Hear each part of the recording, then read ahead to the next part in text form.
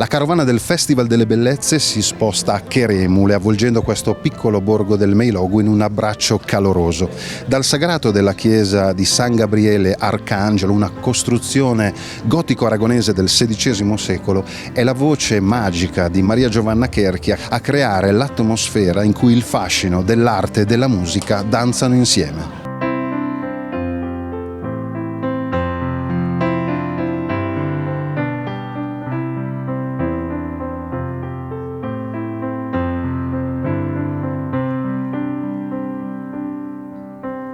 Luque colores, profumos de fiores, su sole, su gelu, sun paris que frades.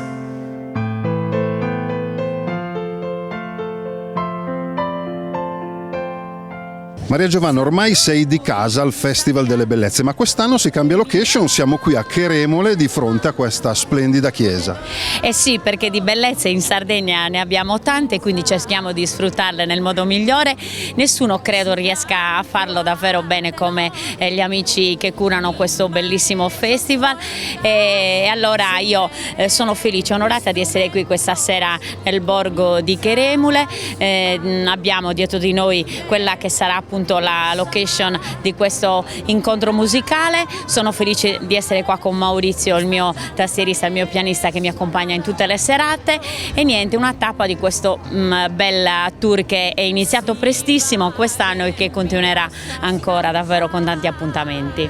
Ecco appunto, il tuo Sirena Tour continua, poi sei anche impegnata sul grande schermo con Disterrados, insomma un periodo pieno, ricco di appuntamenti. Sì, la terza edizione di questo programma dedicato ai sardi nel mondo, con Rai Sardegna li andiamo ad intervistare e insieme al regista Mauro Fancello, una bellissima esperienza che mi ha portato davvero tanto lontano dalla Sardegna, ma è come se fossimo stati qua in qualche modo, perché sono tutti sardi i protagonisti. E, sì, Sirena è anche il titolo di questo mio disco che mi ha portato tanta fortuna, e diciamo così, la Sardegna è donna e ha questa voce così ammaliante che riesce a conquistare tutti. Se tu ci sei nato non la puoi dimenticare quella voce, perché è scritta nel tuo DNA. Se invece in qualche modo l'hai incontrata solo una volta la Sardegna, allora il desiderio sarà sempre quello di ritrovarla.